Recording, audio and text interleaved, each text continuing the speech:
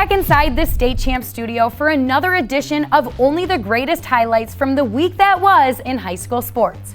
Welcome to State Champs. I'm Sarah Davis. And I'm Lauren Plante. We could not do this program without the generous support of Sarah's alma mater, Lawrence Technological University. Over 24 varsity-level NAIA sports offered at Lawrence Tech for men and women.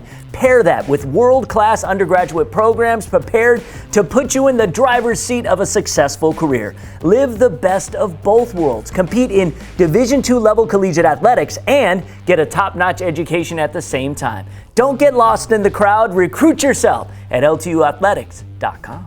Baseball, softball, lacrosse, soccer, and so much more. It's all happening, and we've got the best of dozens of games we filmed in the past week from Michigan, Indiana, and Ohio. And if you've got big games coming up in your state you'd like State Champs to feature on the network, give us about a week heads up and tell us why we should be at the game. Just go to the contact page at statechampsnetwork.com or just send an email to contact us at statechampsnetwork.com. Enjoy the show.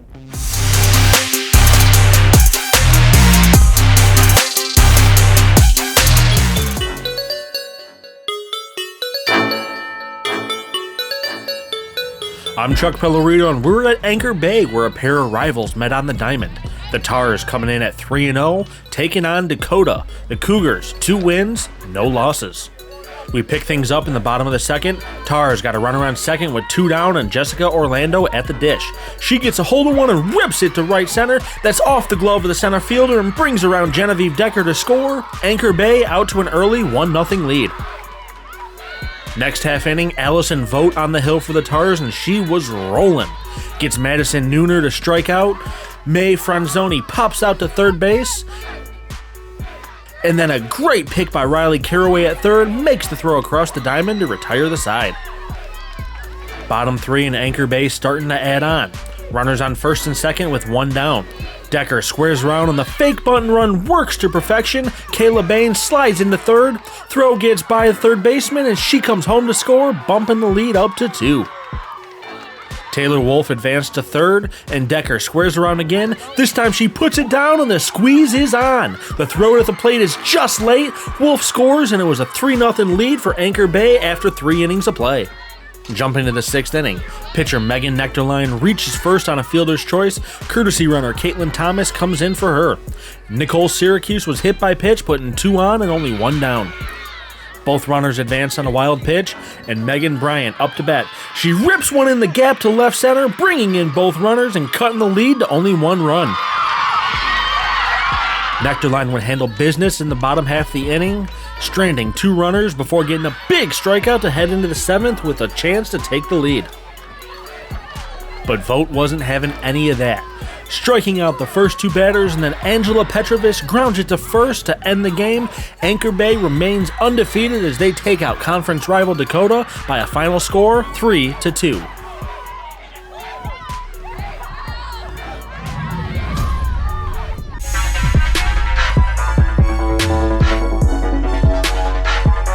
I'm Chuck Pellerito, and we were out at Grosse Pointe North for a great matchup between a pair of top 15 ranked teams in the state. The Norsemen coming in at 3-0, taking on the also undefeated 6-0 Detroit Edison Pioneers. Edison trying to start things up early.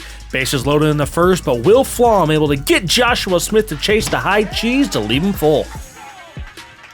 Bottom half of the inning and bases full of Norsemen.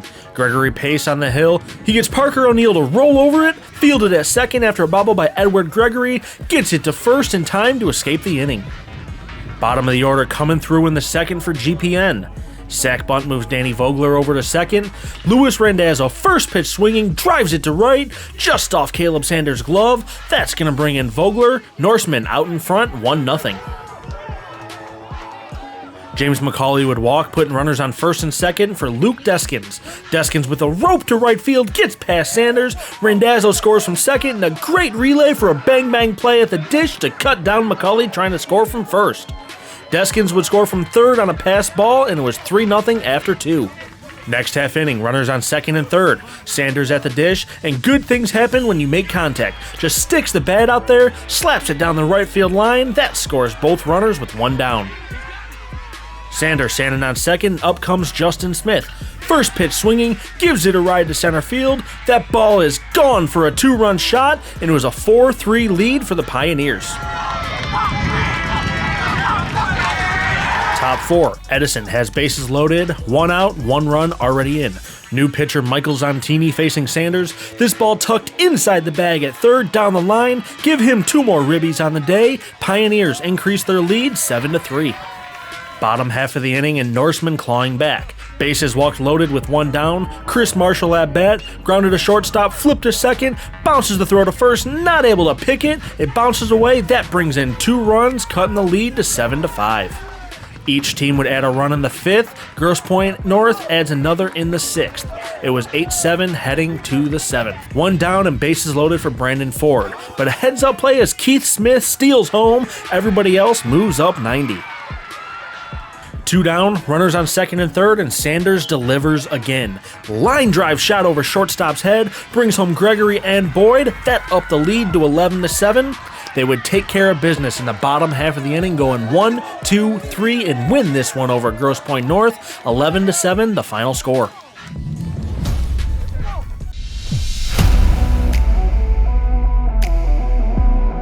I'm Kevin Trzynski, and we go to Novi for a KLAA West Division matchup in girls soccer. The host Wildcats won their home opener 3-1 over Howell, but then dropped a close 1-0 game to rivals Northville.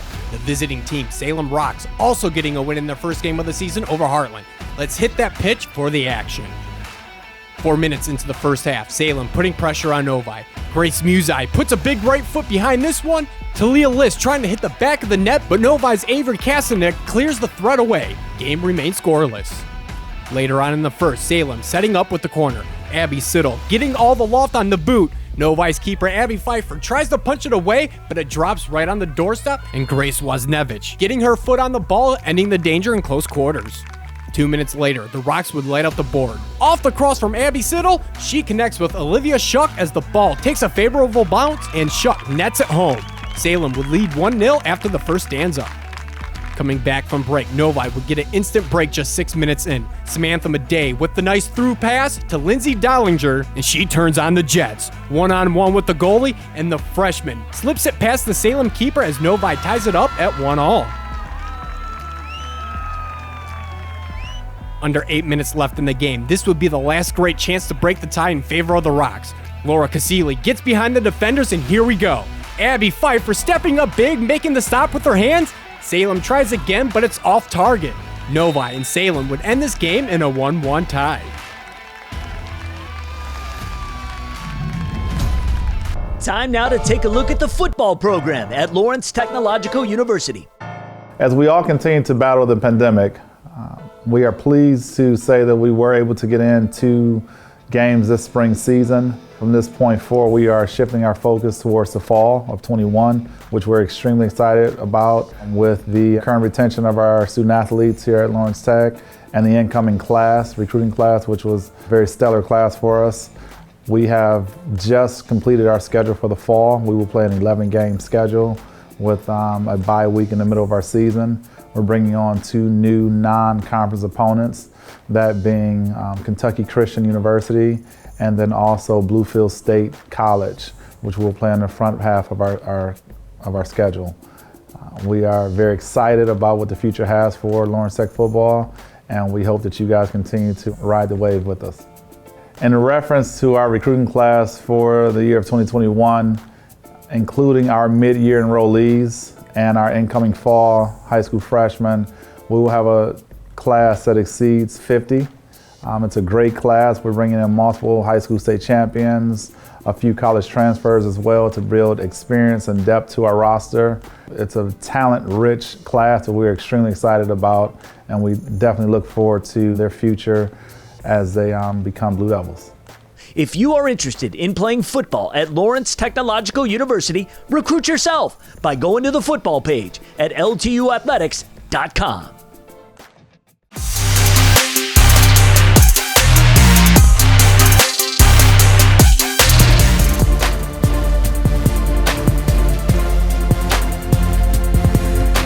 Runs hard to come by in this one. 8-2 Berea Mid Park and 4-5 Brunswick.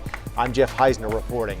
Blue Devil pitchers holding the Titans down in this one. Score tied at 1. Luke Petrowski on in relief. Petrowski gets Jordan Gorman looking, then getting Spencer Reardon swinging. He strikes out the side, keeping the score 1-1. To the bottom of the 6th, same score, leadoff man Sean Kidd rips it to right. Gorman coming on, great effort, but can't come up with it. Kidd on safely. 2 outs later, runners on the corners. Pitch in the dirt and it gets by the catcher. Kidd races home. That gives Brunswick the 2-1 lead. Petrowski left in there to close it down. Josh Kincaid fooled here. Another strikeout for Petrowski. Last chance for Berea Mid-Park. Man on and Mason Decker rips it up the middle. Josh crosses there and gets the out to end the game. Brunswick knocks off Berea Mid-Park, holding the Titans to just 1 run and winning 2-1. Here's Blue Devils head coach Grant Relic after the game. This is a good win to get. You know, we've been a tough luck team right now this year. We've lost some really close games to some undefeated teams. Mayfield, Brecksville, Hudson, who's a good team. We just told our guys continue to compete and continue to battle. We knew that these were going to be big games, especially a couple weeks we got the district seed meeting and things, and these guys are towards the top of that district. So we just wanted to come out and show that we can compete with the better teams.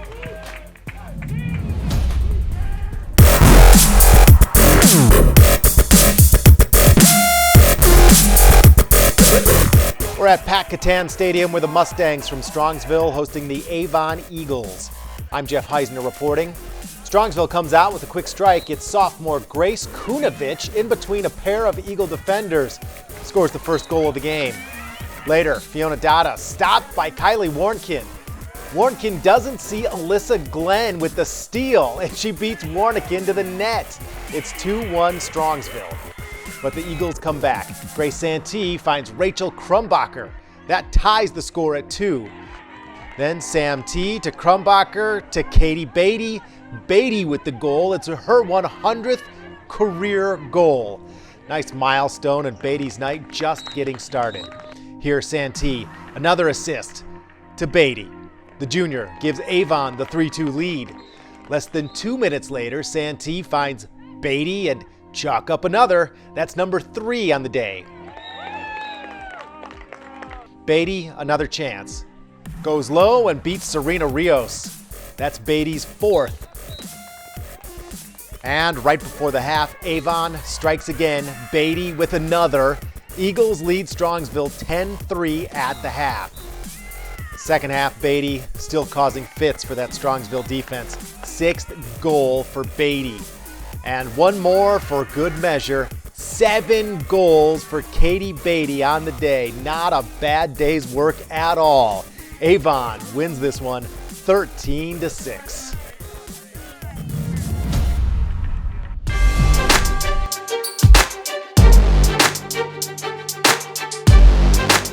I'm Chuck Pellerito with some boys lacrosse action from Worthington Kilbourne. The Wolves coming in at 5-2. They're at home taking on the number 10 team in the country, the undefeated 7-0 Upper Arlington Golden Bears. Wolves get us going here. Jordan Hawkins behind the net looking for an opening. Mitchell Abahazi gets open and takes a quick shot. Top shelf. Nothing you can do about that. Kilbourne out to a 1-0 lead. Let's go. 23. Great teamwork from the Bears here, working it around from Tanner Gilly to Charlie Van Amen, and finally Marco Landolfi gets it, attacks the net, and the captain ties us up at 1. Bears keeping the pressure on. Evan DeHewitt passes it out to Sam Burns, and with defenders all around him, gets the shot off and takes the lead 2-1. Back and forth we go. Nash Bilgen passes over for Harrison Klein. The senior works past the defender, beats the goalie, and ties us up at 2. Moving to the second quarter, both teams adding another goal. A quick one from the Bears here as Will Cohen finds Chris Mazzaferri behind the net, quickly gets it into the twine, and UA back in front, 4-3. They took a 5-4 lead into halftime. Wolves would tie it up at 5 though, thanks to a big rip from Abahazi. And that's as close as Kilbourne would get. Great passing from the Bears. Leo Kane with a crossfield pass, and Sam Burns won't miss with a big shot, making it 7-5. And Landolfi, late stages of the fourth from behind the net to a really tough angle, puts the game out of reach, and the Bears stay undefeated, winning 13-6 over Worthington Kilbourne. 1, 2, 3. All right, Kilbourne. Go, Wolves.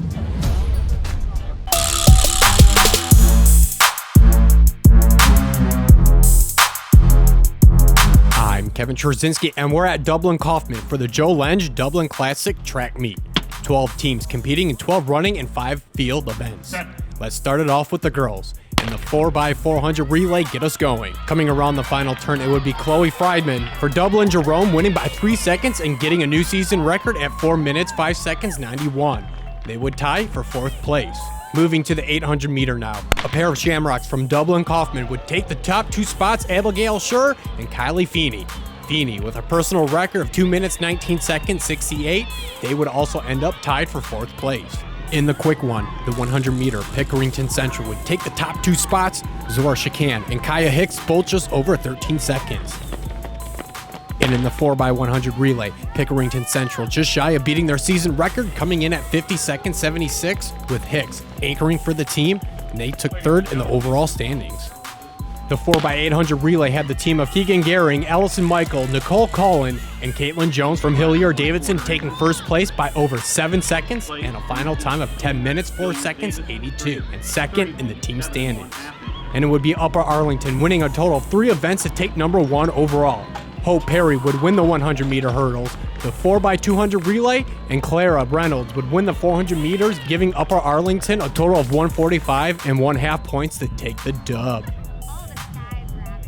On the boys' side, kick it off with the 4x800 relay. Pickerington Central's team of Charles Belko, Gardner Wallace, Jalen Willis, and Gavin Kelly would take the win by 16 seconds with a final time 8 minutes, 8 seconds, 65. Wallace would also take a win in the 800 with a personal record of 1 minute, 56.02. And Troy Lane would win the 200 meter by under a half a second for another personal record of 22.17 seconds, and they would claim 3rd overall in the team standings. In the 4x200 and 400 relays, Thomas Worthington captured gold, with the 4x200 team getting a season record 1 minute 31 seconds 18, just edging out Lincoln by a second and a half. They also picked up wins, with Camden Beatty winning the 300 meter hurdles by 2 seconds and a final time of 39.13. And the long one, the 3200 meter relay, saw Noah Silliman picking up a personal record of 9 minutes 33.09 seconds, and that would be enough to lift them to 2nd in team points. And the overall gold would belong to Gahanna Lincoln in the 100 meter. Both Tristan Cook-Fisher and Ronald Blackman would finish 1 and 2, Cook-Fisher with a new personal record in the win.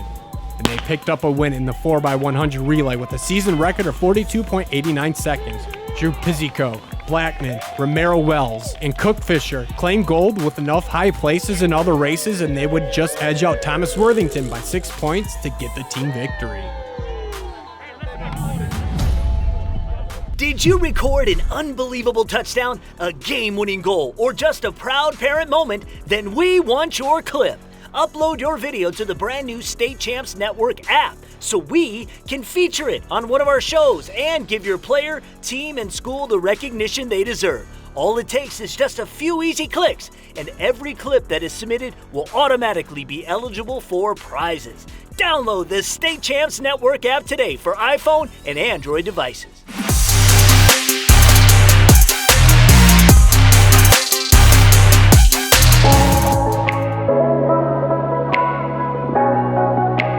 I'm Kevin Czerzinski, and we hit the field at Cathedral for some girls lacrosse action.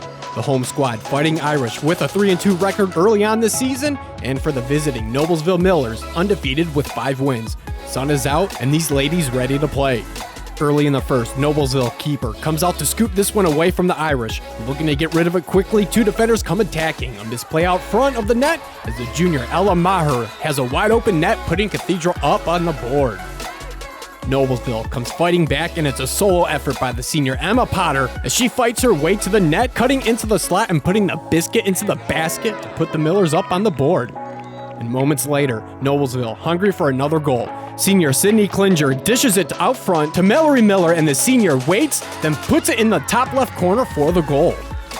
Just before the break, Cathedral looking to break the tie. Paige Emcow with the ball, seeking her attack from behind the net. The junior makes a nice spin move inside to beat the defender and the goalie for the goal. Fighting Irish up a digit at halftime, 7-6.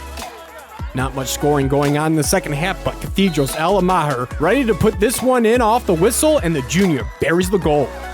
Noblesville keeping the game close late. Senior Maddie Christie receives the pass from Sydney Klinger. Christie doing work as 4 defenders working her at the net, and she nets it home. But it was not enough on this night. Cathedral Fighting Irish holds off the Noblesville Millers in a close 1-goal game. 9-8 your final score.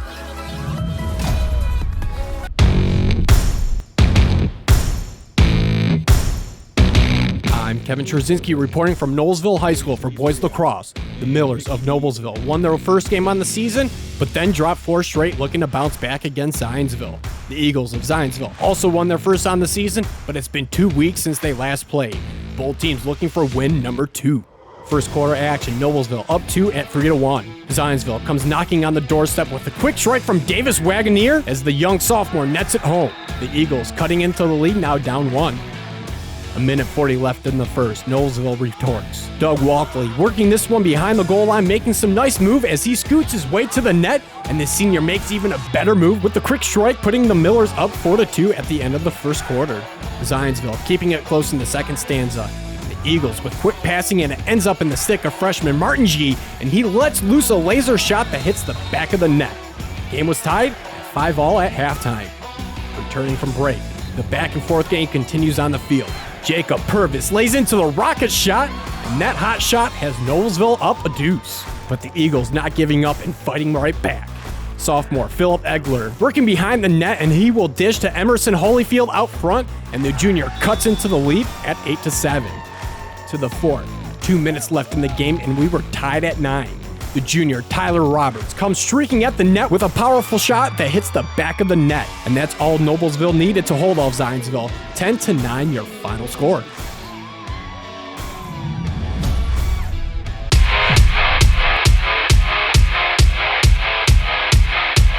Leo High School hosting the Carroll Chargers on the diamond, and we pick it up 1-0 in the bottom of the second. Leo in the lead. They add to it. Gannon Brown up the middle, it would score Alex Hepner, and Leo leads 2-0.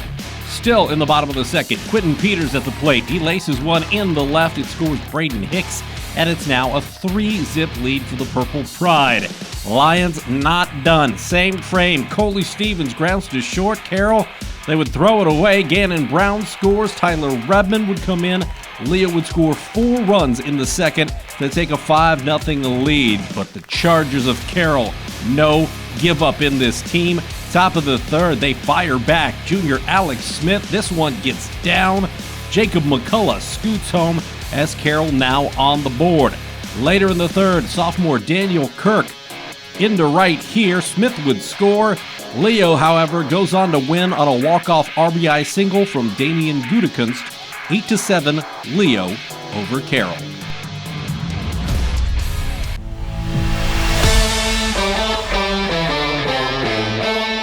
I'm Andrew Garcia from the Hammond area. Northwest Crossroads Conference foes butt heads as Andran hosts Lowell. The Red Devils get the offense going right off the bat. First inning, Alexis Janesco chops one to short. That's good enough to bring in Braylon Carter from third base. The visitors draw first blood. Andran looks to slow down the Red Devils. Leah Navarro ends the top of the second with a punch-out. It's still 1-0 Lowell. In the circle for the Red Devils is Carly Walter. The junior records a pair of Ks in the second. Lowell still looking for some more offense to support their pitcher, and in the fourth, they get just that. Isabella Fuentes cranks a solo shot to left. Red Devils with another run. An inning later, Lowell delivers the big blow. Bags juice for Janesco. The senior shoots one down the line and left, clearing the bases. In comes Haley Moore, followed by Carter. Right behind her is a hustling Walter. Red Devils add on, and they never look back. Lowell gets the win, 5-0. A big shout out to all the state champs, camera people, and producers across the tri-state area. We couldn't do it without you, and we appreciate you. If you're a freelance camera person and have your own camera, we're looking for videographers in Indiana and Ohio, as well as Northern Michigan. Send an email to contact us at statechampsnetwork.com and let us know if you want to join the State Champs team. We offer competitive pay and can work around your schedule. We look forward to hearing from you. Absolutely. You know, we pride ourselves in covering all high school sports, all school year long. To see the entirety of what we filmed this past week on the network, just head over to the State Champs Michigan, Indiana, or Ohio social media channels on Facebook, Twitter, Instagram, or the State Champs TV YouTube page, or simply go to our website, statechampsnetwork.com. And if you love recruiting like we love recruiting, check out State Champs Scout Show, which premieres Wednesday across the network. The latest in everything recruiting in Michigan, Indiana, and Ohio. Take care, everyone, and have a better day.